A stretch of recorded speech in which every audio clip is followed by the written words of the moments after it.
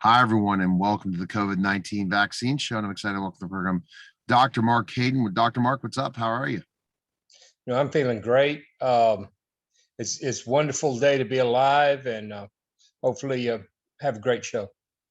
Exactly. So I think that before we talked last week, we were just talking about, oh my gosh, the vaccine. I got a story for you. I go to walk into Target. And I'm like, what the heck's going on here? I have my mask on. Most of the people don't have their masks on. I go ask, why don't these people have their masks on? They say to me, well, they've decided that masks are optional. And if you're vaccinated, you don't have to wear a mask anymore. And then this week develops from there to craziness, where now they're filling arenas of 15,000 people without masks on, no more social distancing. What's happened in a matter of a week? To a large extent, many more people were exposed to the S-type, to the COVID variant already. The COVID variant had a spike attached to the spike protein, has a spike protein on it, and the receptor was on the pneumocyte. There had never been a spike protein coronavirus, and it magically appeared a year or two ago.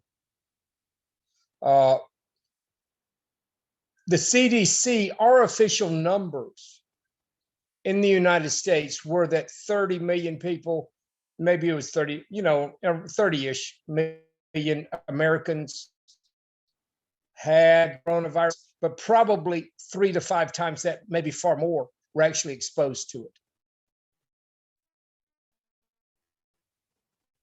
So probably on the order of 150 to 180, maybe 200 million people had some level of exposure with at least one virus. Now, that's very hard to prove because these viruses are they're invisible.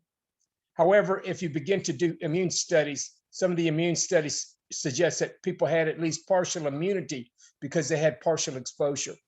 The same is true when we had flu epidemics. We would have flu epidemics coming through annually, and yet only 20, 30% of the people were getting infected. But what would happen in a lot of cases was the real number was 60 or 70%. And the 60 or 70, most of the people that were infected were never even registered. That did not fit the narrative that was set up by the CDC. Now let's talk about the narrative that occurred in 2020. They came out and said, hey, there's a new virus. Fauci acted as if he had knew nothing about this new virus and, oh, I don't know anything, I'm late to the game. He never said that explicitly. Now, to be fair to Fauci, Fauci never said he knew nothing. He didn't use those exact terms. Actually, when MERS, Middle Eastern Respiratory Syndrome, and SARS-1 came through, they knew those viruses were at times being aerosolized.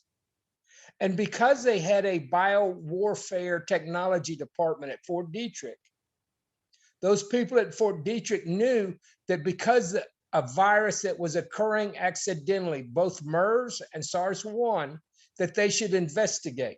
That was reasonable. And it was very reasonable for them to understand that, hey, guess what? Aerosolized SARS-1 was aerosolized. There may be a SARS-2. The CDC did want to investigate. There's nothing wrong with doing that, but that should have been open and transparent. It probably should have been done on military bases in the United States and very tightly regulated. It wasn't necessarily done that way.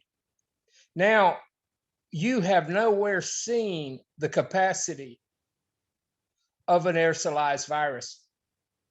We have measles that still kills 100,000 children a day. Not a day, 100,000 people a year. Measles still kills 100. Wow. It's aerosolized.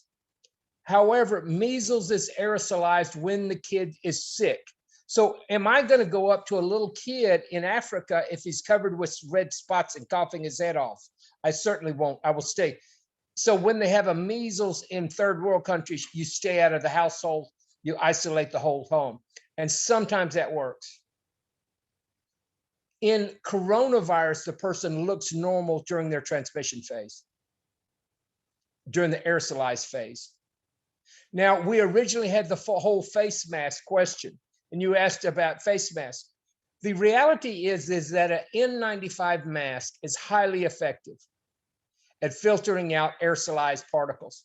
But an N95 mask is so uncomfortable that unless you're just a highly disciplined Chinese person who can wear one for 8 hours straight or 12 hours straight, most Americans just ain't going to do it. Even if they gave you an N95 mask, they'd have to hold a gun to your head just about to keep you to make you wear it 24 hours a day. It would be a very, very painful unless you saw people dying around you constantly. You just wouldn't do it. Now, why do people wear the cloth mask? That is largely based on being a team member or team player. Well, what team are you really joining? You're joining Fauci. That's what that, you know, if Fauci wanted to reform politics or make a better world or let's make a more just society, that's not what Fauci's into. Fauci has been there 40 years. He's very much, it is very much similar to J. Edgar Hoover, who was at the FBI for like 3 decades and used it as his own personal corrupt power source. Fauci's been at the CDC far too long, but so many people owed him favors. They kept him in place. Now, one of the things that happened was very early in this pandemic, I came forward. I went to Fort Detrick and I offered to be a guinea pig at Fort Detrick. What other American physician volunteers to do biological research on themselves at Fort Detrick? Okay, it's not that I was the only physician to be able to understand how things are aerosolized or no, what was different is that many people at Fort Detrick understood that it was an aerosolized virus. They were not called in front of Congress. They did not inform the public. They still don't sit down and inform physicians that it is the aerosol phase where it transfers. They don't teach the lay physicians how things are aerosolized. And in fact, they don't even really understand it oftentimes what makes it aerosolized. Now, I came on your show, and part of my website at Antivirus Air shows that electrostatic forces are involved in aerosolization of that virus. And it happens from the alveolus. That's the only website that does that. Now, one of the things you're going to get into, Right, as they have these hearings, they're going to have to talk about that. For years, they understood and anticipated that aerosolized virus could be weaponized and it could be spread during the asymptomatic phase. Now, if that virus had coded for toxins that are biological toxins, like botulism or tetanus, it would be far more fatal, probably on the order of 80–90% fatality rate. It'd be far more effective as a biological weapon. The current coronavirus may be far better weaponized than is currently appreciated. We don't have the darkest version of coronavirus.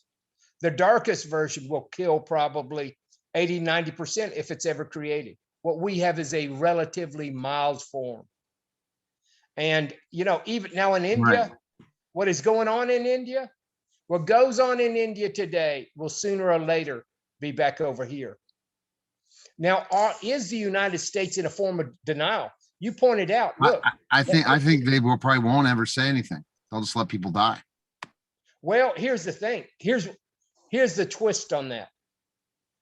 Biden just went in and asked for a $6 trillion US budget, did he not? Yes. You hear that? Why is he asking for such a huge budget unless, guess what? It ain't over. That's right. They have yet to solve this coronavirus epidemic. They have yet to make a painless. So do you think this better. was set up by just, when I'm just pointing the question, you went to the whole summary, but my point is now no more masks. Arenas full. Madison Square Garden full. And yet in 6 months, they're going to need a booster or the new variant comes and you're going to get people to go back to masks and stop social distancing. Businesses open full capacity. I mean, is this a big mistake? Here's the thing. Society is very fragile and people are much more fragile than you might think. Culture is more fragile. After a year of lockdowns, people were so stressed that they need what breaks they can get. Now, as for your family, should you, if you're in the United States, while there are no lockdowns, should you get your traveling done? I would recommend that. Should you have a family reunion, not at the end of summer, but at the beginning of summer? That's a good idea. You know, we're going to have our family get-togethers early. We're not going to have them late. And you know, the time to get out is get it while you can. Get in the sun, get with people before you have another massive epidemic. But do not believe that the epidemic is over or the pandemic's over, because it will come back. There'll be another way. So, but what about the whole mistake of, if that is true and the experts know it's true, why open up the country completely unless you just think it's like a vacation from the virus and then it's back? Where, hey, we wanted to get the economy boosted just so we could say, well, we opened it up and it just didn't work. We have to go back to the new normal forever. That this was just this is like I don't know, the calm before the storm. Yes, but in the calm before the storm, you try to stock up. You try to remember what life was like. You try to get out and socialize and be semi-normal and get your yearly vacation in. Yeah, if you have vacation days, people that got vacation days need to use them. What they need is good weather and good time. Now, as soon as the new pandemic lockdowns will come again, that's almost, I think, inevitable. But you know, that's not the end of the world either. I think you're going to see an oral live virus vaccine, and you'll probably see that before the end of the year. And I think that because society is now has a change, we're doing a Zoom meeting, me and you, Neil. Zoom is going to take over. Not just Zoom per se. That was my take from the beginning, yes. but we're giving the people one more shot at back to live events, back to everything in normalcy. And but here's what you also got to look at, Neil. The most important technology thing going on right now is Starlink and getting worldwide internet around the world so that people don't have to meet in person, so that you can talk to your friend in India or China or South Africa and you don't have to be there. And you can do it in high definition, in 4K, high def, just like you were there visually. And you should be able to do that within a year or two. And so that is going to really make a lot of this in-person travel obsolete. We are going to have waves of epidemics come through based on aerosolized virus. That's not going to change, but we'll be better. Society will have better tools that you'll deal through the internet. And if you look at the reason, if you look up in the sky, the reason why so many satellites are being launched by SpaceX and that are the Starlink satellites is so that we can have that type of future. And is that an important future to have, that we can all meet and communicate face to face by high definition video? Absolutely. Now, when you're seeing me on this video, there is a little bit of latency. In fact, when I move it is not high def. This is not high def. Once, But but that so, is going to be coming. This video that we make today will be virtually very boring and obsolete in just a few years, so far as the technology yeah, stands. and well, my team edits them into a high def by that point. But all right, great point.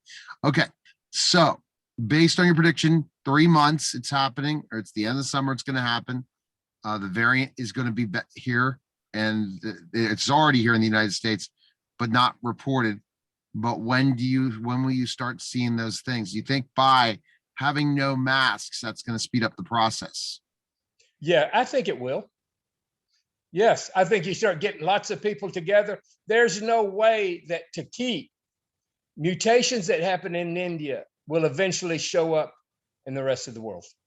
That's inevitable. So, you have to look on this as a global, worldwide problem. And the only way you can stop that virus, guess what? That virus is here to stay. And when it stays, and as people understand more, people must understand more because they're free individuals. People they're not slaves. They have a right to understand the physics and the biology of how viruses transmit. They have a right to do research. You're going to see some elements either through accident or through intention or through natural selection mutations occur. And so you are going to see progressive ways. Coronavirus will wind up replacing what we call the old flu. And it will be, hopefully it will not be the highly deadly weaponized versions. It'll just be these more benign versions that less than 1% of people die, or less than 0.5%. But there's the potential out there for a far greater high death rate aerosolized coronavirus that is 15, 20, 30%. If you'll understand that there's still a push to stop the Summer Olympics. North Korea will not go to the Summer Olympics. They still consider, North Korea, DPRK, considers that weaponized viruses are a threat to its national security. And they are correct. Certainly this virus did not come from the DPRK.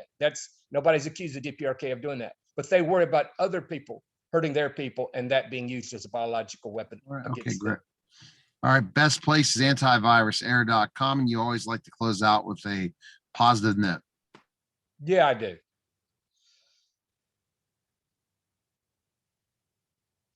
We're alive today. We're not always told the truth by the people in power. Knowledge is power.